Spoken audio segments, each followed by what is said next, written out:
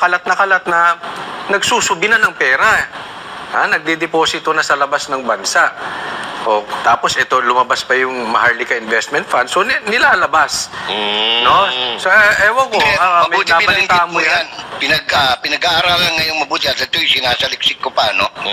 Yung, isipin mo ang Pilipinas na third world countries, nasa top 5 ng mga Bitcoin trader. Bilyon ang pinag-uusapan dyan in dollars, ha?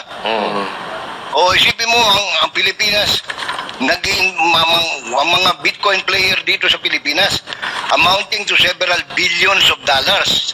Sinong may mga ganung kalaking pera sa Pilipinas? I'm sure not the Taipans, no? Hindi sila Lucio Tan, sila Henry C. Hindi yan. Sila, anong tawag nito? Sila Robinson, sila Gokong Wei. Hindi nag-i-invest yan sa Bitcoin yan. Hindi kaya yung mga buhaya? Ewan ko kung sila, no? Matindi itong balita na ito kasi medyo nakalimot tayo dito sa Maharlika Investment Fund na to, ha? Kasi alam mo, pinaiingay nila itong Quadcom, tapos parang nalusutan tayo nito dahil ito yung investment na tayo naglabas ng pera na sa ating expectations ay may babalik sa atin. Pero parang lumalabas, wala naman tayong nahihita rito. Anong petsa na? Meron na bang nagawang proyekto or meron na bang pumasok na negosyo? Ngayon, eto na naman sila, mangangako na naman, tapos hindi na naman matutuloy. Hanggang sa promises lang tayo. Sir Jay, anong take mo rito sa Maharlika Investment Fund? Ano ito, parang history repeats itself, Master Judea, no? Kusoli. Naalala nyo, bibigyan ko lang kayo ng konting background lang. Naalala nyo nung nagkaroon ng problema dyan sa kuryente sa Puerto Princesa? Yes, naalala ko pa yun, Ang nagpapatakbo ng kuryente dyan, yung mga badge. Yung badge. Ngayon, dahil magastos daw para i-operate yan, binenta ng gobyerno. Panahon ni Pinoy ito, panahon ni Pinoy. Yes. Binenta ng gobyerno sa Aboitiz. Tapos, siyempre, pinagawa ng Aboitiz. Ganun ang negosyo ng private, Nung mag-aayos na yung mga badge, nag-short ng kuryente sa Puerto Princesa, binili uli ng gobyerno yung binenta at sobra ng kamahal. Ganito rin ang nangyari. Yung gobyerno natin, ibinenta yung NAPOCOR, National Power Corporation, naging NGCP. Yes. National Grid Corporation of the Philippines. Na ang 40% may-ari yung Synergy. Yung Chinese company. Yes. No? 40%. Ngayon, inayos nila, pinaganda ang serbisyo.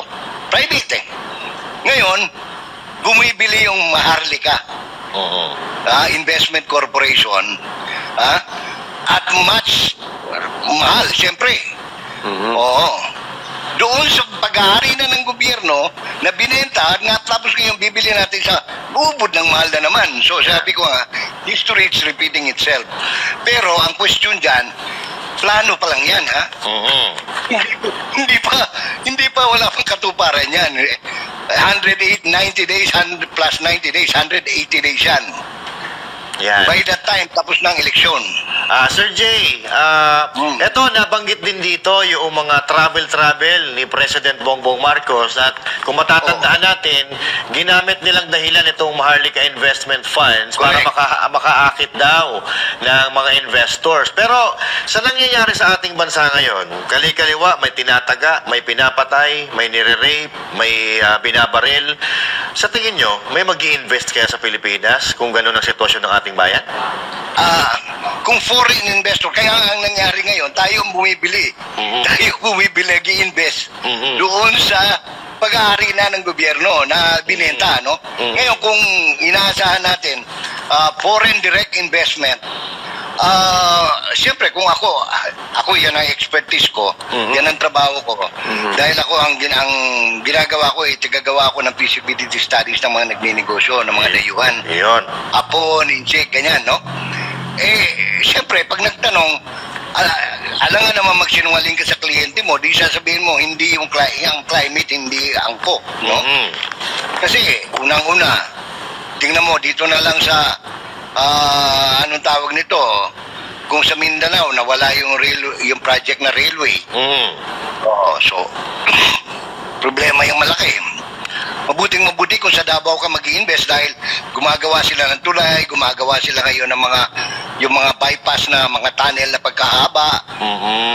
Yun po pwede, pero you cannot sell the Philippines as a whole, no? Yes. Kasi nga ang daming krimen, bumalik na naman yung mga pusher, yung mga tapos ngayon, araw-araw ilan yung nakalagay sa social media na nawawala mga bata, kinikidnap, kinukuha yung mga organs, binebenta, di ba?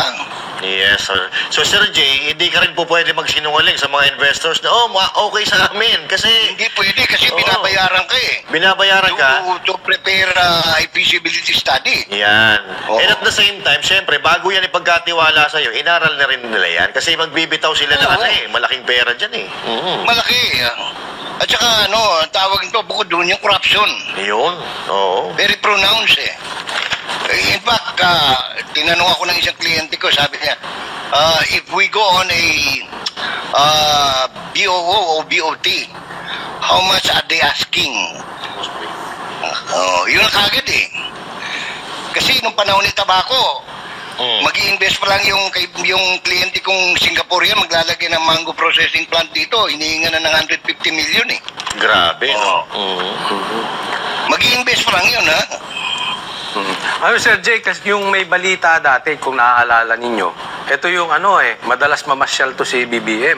Alis ng ibang bansa, di ba?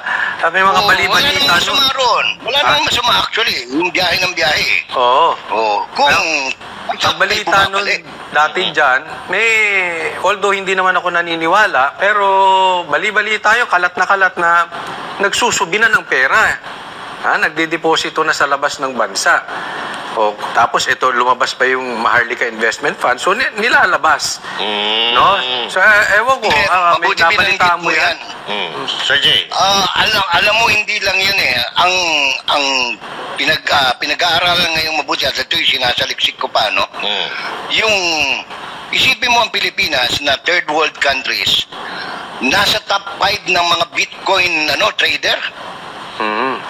Bilyon ang pinag-uusapan dyan in dollars, ha?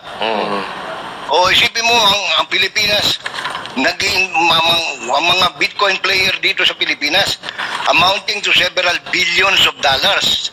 Sinong may mga ganung kalaking pera sa Pilipinas? I'm sure not the Taipans, no? Hindi sila Lucio Tan, sila Henry C. Hindi yan. Sila, anong tawag nito? Sila Robinson, sila Gokong Wei. Hindi nag-i-invest sa Bitcoin yan. Hindi kaya yung mga buhaya? Ewan ko kung sila, no? Pero sa tingin pinag-aaralan pa eh. Okay. Pero ang ini-invest kasi sa Bitcoin, parang sa wealth fund yan, no? Ang mga wealth fund, mga sobra-sobrang pera yan. Kaya tinawag na wealth fund eh. Yung Bitcoin, ganun din. Hindi ka maglalaro dyan dahil sugal yan eh. Yes. Kung hindi extra money yan. But the extra money is so much in billions of dollars. So, sinong meron nun? Napakain yun. Sinong meron nun? Sinong may ayuda sa bulsa? Yes. Diba? Tsaka ito, Sir Jay, ang problema nga dito sa atin, sa bansa natin, sabi mo yung investment, di ba, sobrang pera natin yan. Sa tingin mo, sobra ba? Hindi ka naman mag-i-invest sa tingin mo ba? Pag hindi sobra eh. Sa akin, hindi ko masasabing sobra pera natin kasi utang tayo ng utang. Ngayong February, may uutang na naman tayo.